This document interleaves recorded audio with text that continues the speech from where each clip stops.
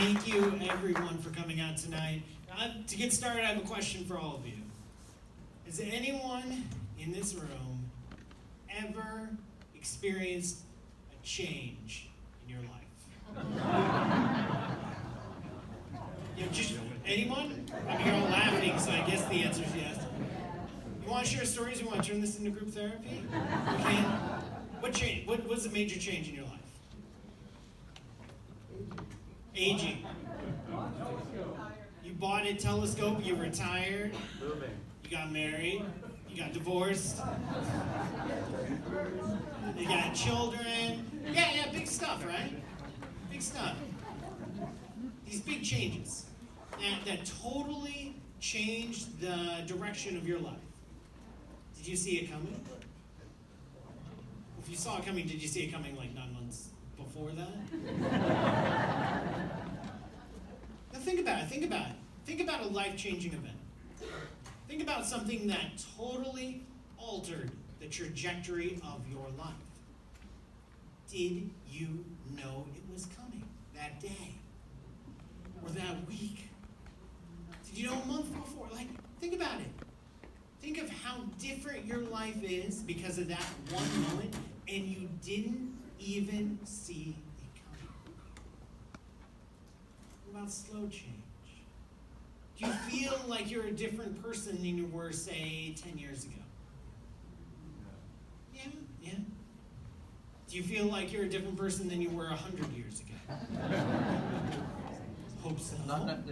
Yeah, like 100 years ago, you were just like carbon and oxygen atoms floating around in trees and rocks and dirt. You know, that's what you literally were. Do you feel like 10 years from now or a year from now you might be a different person? Yeah? Do you feel like 100 years from now you might be a different person? Yeah, you'll be back to being carbon and oxygen atoms floating around. You're like, wow, this guy's getting dark fast. It gets worse. Change defines our lives. That's how we know we're alive, right? Because of the change. Our experiences here on earth are defined by change. That's all we know is constant, unpredictable change. All of human experience is defined by change. The world's a different place than it was 100 years ago, 1,000 years ago, 100,000 years ago. It's been changing. The world around us constantly changes, and that change is unpredictable. It is messy and chaotic, and it drives us crazy. So is it any surprise? Is it any surprise at all that our ancestors looked to the night sky for answers? Has anyone seen a night sky like this? No, because you live in Oregon. There's two people from Arizona, right? You've seen something like this. Okay. If you haven't seen a night sky like this, you absolutely should. You should see the night sky like our ancestors did. Because then you get it. You get it. You get why they turned to the night sky for answers. Because the night sky is so radically, completely different than everything here on Earth. Everything here on Earth is defined by unpredictability. But the sky is a little bit different, right? It's the same sun. Rises in the east every morning, sets in the west every single night. You don't even think about it, it's so regular. I mean, no one here is up at 3 in the morning stressing out if the sun is going to rise. Stress about everything else, but you don't even think about the sun coming up in the morning. It's automatic. It's the same moon every single month. It's the same constellations every season. It's the same stars night after night. So regular and predictable and orderly. The night sky is obviously different. It's a different set of rules than the rules that apply down here. So of course you look at that and you say, wow, whoever's in charge of that has got it all figured out. So I might as well start asking questions in the night sky because there must be answers out And I don't mean like little questions like what's for dinner. I mean big questions like what does it all mean? What's our place? Are we alone? The big questions. Those are the questions you ask the night sky. Because it's so different. So regular and predictable and orderly. Well, what about the comments? Okay, just shut up about the comments, okay? I said the night sky is regular, predictable, and orderly, and we are not going to talk about comments. It's really interesting to see how ancient cultures treated the comets. Because they come out of nowhere, they're in some random part of the sky, they look weird, they're all fuzzy, they get bigger and brighter, and then they get dimmer, and then they go away, and they never come back. And then a few years later, another one comes out of a random part of the sky, and you got another comet. What is this? Ancient cultures had no idea. So obviously it must be divine. You know, some message from the gods. Oh, there's a comet. Who's gonna die today? Hope it's Gary. Can't stand Gary. I'm just kidding. Cool. No, it's a message from the divine, right? Everyone freaks out when there's a comet. Now, some cultures, like the Europeans in the Middle Ages, they had a little bit more, they were starting to get a little bit scientific. They wanted some natural explanations for the things they saw in the universe. Obviously, a comet was a message from God, but like, how did he do it? That was the question occupying the medieval mind. And they surmised that comets must be an atmospheric phenomenon. Why? Because they're unpredictable, they're messy, they're chaotic. They belong to us. They don't belong to the heavens, because the heavens are regular and predictable and orderly. Comets are not, therefore it's something happening up in the atmosphere. Now this view prevailed until 1577. 1577, a great comet visited the Earth, and everybody freaked out as usual. But 1577 was a very special year for a comet to visit the Earth, because living in Europe at that time was perhaps the greatest astronomer ever to live, Tycho Brahe. Please don't tell any of my colleagues in the astronomy department that I said that, but you know, if you pin them down, they're going to have to admit it. Tycho Brahe was really good. Now, Tycho Brahe, when he saw the comet, just like everyone else, he started asking questions of this comet. But most people were asking questions like, oh, who's going to become king? Or who are we going to go to war with? You know, Tycho Brahe asked a different kind of question. A different kind of question. He asked this comet, how far away are you? That's a different kind of question, isn't it? How far away are you? Now, it's kind of hard to measure distances to stuff up in the sky, because it's not exactly like you can get a tape measure out there or just walk some paces. So you need some tricks. You need some tricks to measure distances to things up in the sky. Tycho Brahe knew a trick. He didn't invent this trick, but he was really good at applying it, and I'm going to teach this trick to you right now. It's a very simple trick. I'd like everyone to hold their finger a few inches in front of their face, just like this. Everyone do it. This is for science. Come on. Do it. Thank you. All right. Now look past your finger up at me. Here I am. Okay, and close one eye. All right, everyone's going to close one eye, look past their finger up at me. Okay, now on the count of 3, we're all going to switch eyes. Ready? 1, 2, 3, switch. Oh. Whoa! Yeah, what happened to your finger? It moved. It moved, but you didn't move your finger, right? No, okay, remember that. Now stretch your arm out, nice. It's a very nice yoga pose. The Astronomico is the only one I know. Close one eye, look up here at me, 1, 2, 3, switch. Now switch again, switch back and forth, camera 1, camera 2, camera 1, camera 2. What's happening to your finger? Moving. It's moving, is it moving more or less? Less. All right, everyone look up here at my finger. Close one eye, and switch, switch, switch. What's happening to my finger? Nothing.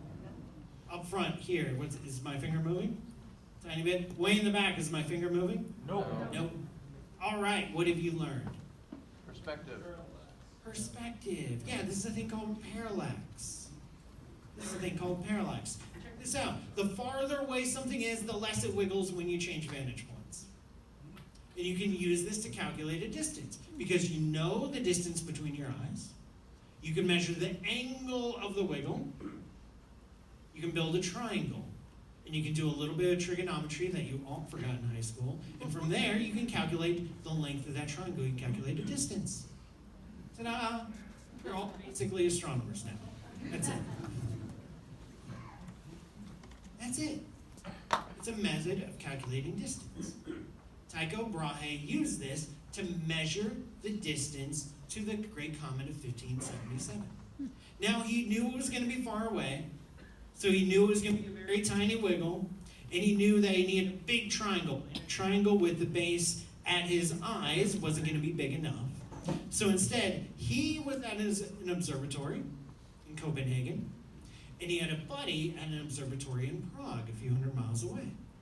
And they both very accurately measured the position of this comet relative to the distant background stars. First, they measured the position of the moon. And they saw a little parallax shift, a little wiggle in the position of the moon. Calculated distance of the moon. People had done this before, but they wanted to check, make sure they were on point with this. And then they did the same thing to the comet. Guess how much wiggle they saw in that comet? Any ideas? Yeah. 0. None. What did this tell them? It's farther away than the moon. This messy, unpredictable thing didn't belong to us. It was not in our atmosphere. It belonged to the supposedly perfect heavens. What's going on? That was 1577. A few decades later, Galilei invented the astronomical telescope, and he went nuts. Has anyone in this room looked through a telescope? Don't be shy. It's okay. It's a safe space to be a telescope nerd in here. If you haven't, you should, because it totally, completely revolutionizes the night sky. It turns out that your eyes are liars. What you think of as the night sky is nothing like what it actually is. The first person to experience this was Galileo himself. He took these beautiful sketches, like the moon. To the naked eye, the moon looks like smooth, polished marble. Right? But through a telescope, you see jagged edges and craters and piles of rubble. It looks like a bunch of junk. You look at Venus, the morning star. Venus has phases that change with time. You look at Jupiter. Jupiter's 4 little buddies that obviously orbit around it. Saturn, don't even get me started on Saturn. Paraphrasing Galileo. No clue what to make of it. The universe that he was seeing through his telescope was weird. It was not very regular. It was not very predictable. It was not very orderly. It was not very clean. It was looking more like, life down here on Earth. Now this started to stress some people out. Because at the time, we had a very beautiful cosmological model. We had a model of how the universe worked. And that model of the universe put us at the center of the universe, but not in a good way. Not in a good way. We're at the center, and we're surrounded by crystal spheres. Each crystal sphere carrying one of the heavenly bodies, one for the sun, one for the moon, one for each planet. And then past that was the celestial sphere carrying the stars themselves. And past that was heaven. Absolute perfection. And where were we? The furthest you could possibly get away from perfection. We were at the center of the universe, but we were in the garbage bin. This is where all life on earth, this is where everything was messy and chaotic and sinful. And we were surrounded by perfection. So of course, the planets and the stars moved in beautiful harmony because they were closer to the source of perfection, heaven, God. Well, we were the furthest away. But now the comets don't live, here in the clouds. They're somewhere over here, which doesn't make any sense. And we're starting to look at some of these objects, and they look weird, and they have things orbiting around them. Things are just strange. The heavens aren't looking so heavenly. They're not looking so different than us. So maybe we're not so different. Maybe we're not at the center. Maybe the sun is at the center. I don't know. I'm just spitballing here. Maybe the sun is at the center of the universe and we orbit the sun. And so does everything else. It's not a bad idea. It's not that great of an idea either. See, this idea that the sun is at the center of the universe had some serious opponents. And they had some really, really good criticisms against it. One of the biggest opponents to this sun-centered universe idea was Tycho Brahe himself. The same guy who figured out that comets belong in space didn't like this idea of a sun-centered universe because he had a really good argument against it. He said, check this out. Let me do a demonstration so I can prove you wrong. Typical professor move. So let's say, for the sake of argument, that the Earth revolves around the sun. Okay, so here's the sun over here, and my head is the Earth, okay? Now look at me, I'm orbiting the sun. Ooh, okay, so now it's springtime, and now it's summer, ooh, and now it's fall, blah, blah, blah. You get the idea, right? Okay, let's say it's fall. And I'm over here in this part of the solar system, and I spot a star. So that star right there. And I very, very accurately measure its position, which I can do because I'm the world's greatest astronomer. And I know exactly where that star is. Now I'm going to wait 6 months to the springtime. So the Earth is on the other side of what do you call this again? A solar system? So it's now it's the 6 months later, and the Earth is on the opposite side of the solar system. And I'm going to look at the exact same star again. I'm going to measure it very, very precisely. What should happen to the position of that star? It should move, right? Camera 1 is over here. Camera 2 is tens of millions of miles away. That's a big triangle, folks. I should see a little parallax shift in the position of that star, or any star. And guess what? I don't. Neither do you. Neither does anybody. If you want the sun to be at the center of the universe, then the stars should shift their positions over the course of a year because we're changing our vantage point. Now, Tycho Brahe knew that he could only precisely measure the positions of the stars to a certain level of accuracy. He didn't have a telescope. And so he knew there were limits. He said, okay, fine.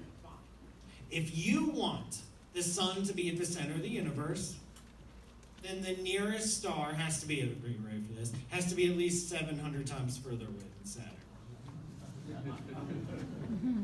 Whatever. No one liked that. No one liked the idea of a universe being that big. But no one could measure a parallax distance to a star. No one. Eventually, the sun-centered universe idea came into fashion in the early 1600s, not because of any great scientific argument, but because, and I swear I'm not joking about this, but because it made horoscopes easier to predict. It's true. It's true. It came into fashion. Astronomers started using it. It was just easier. But still, no one could measure a parallax distance to a star. Nobody knew how far away the stars were. 100 years went by. No one could do it. Giant observatories start cropping up all over the world. No one could do it. 200 years go by. No one could do it. Early 1800s, we have steam engines, we have trains, we have industry. Nobody knows how far away the stars are. Nobody. What's going on? People were starting to get a little bit anxious. It had been 200 years since Tycho Brahe had raised his objection to the sun-centered universe, and nobody knows how far away the stars are. One of the challenges is that there's kind of a lot of stars. And you're like, okay, probably some are closer, probably some are further. We can't measure the distance or try this whole parallax technique on all of them. I mean, we don't have enough grad students for that, so we got to figure out something. We need some strategy. We need a plan here, folks. We need a plan. What is it going to be? Is it going to be the bright ones? Oh, that's where the shot doesn't work. So the bright ones, it turns out, aren't bright because they're close. They're bright because they're bright. Shoot. Okay, so it's not the bright ones. Which one is it? Is it this one? I don't know. Is it this one? I don't know. Is it this one? I don't know. Which star is closer? Which star is a good candidate to try to measure a distance to? We don't know. We don't know. Nature gave us a clue. Nature gave us a clue of which stars might be closer to us, where we might have a chance in the early 1800s of getting a parallax distance to them. And the clue comes in the fact that the stars move. The stars move. See, by the early 1800s, we had gotten used to the idea of planets moving. And then we learned, over the course of decades of very precise astronomical observations, that the stars move. Here's an example. Wow, what happened to my presentation? Parallax. There we go. Here's a star. It's called Barnard's star. It was discovered by a St. Bernard dog or something. I don't know much about history of astronomy. But check this out. Check this out. This is the exact same star. These pictures were taken from the exact same point on Earth, the exact same time of year, but these pictures were taken 50 years apart. In that time, Barnard's star has moved. All the stars move. The firmament isn't so firm after all. But you can only figure this out once you have telescopes and very careful observations. As you can see from the picture, some stars move more than others. Here's a clue. Let's say that all the stars are moving around in space on average the same speed. Decent guess, gotta start somewhere. But some stars appear to be moving faster, and other stars appear to be moving slower. Let's just say you're standing in front of a big multi-lane freeway. You got a bunch of cars streaming down that freeway. They're all going roughly the same speed. Some cars are in the lane really close to you, and some cars are in the lane really far from you. The cars that are in the lane really close to you will appear to move across your field of view pretty quickly, because they're really, really close to you. But the cars that are in the furthest lane, so far they're behind the screen. Even though they're going at about the same speed, they take longer to cross your field of view. Why? Because they're further away. It's a geometry thing. Even though they're going about the same speed, it takes longer to cross your field of view. So maybe, just maybe, work with me here because we got no better ideas. The stars that look like they're moving fastest on the sky might just be our nearest neighbors. Okay. Turns out there's a star in the constellation Cygnus the Swan. It's that one right there. It's called 61 Cygni, the 61st brightest star in the constellation Cygnus the Swan. Who would have guessed? In the early 1800s, they had a nickname. It was called the Flying Star because it was one of the fastest stars in the sky. And in 1838, an amateur astronomer by the name of Friedrich Bessel. Not just an amateur astronomer, a self-taught amateur astronomer, a self-taught mathematician,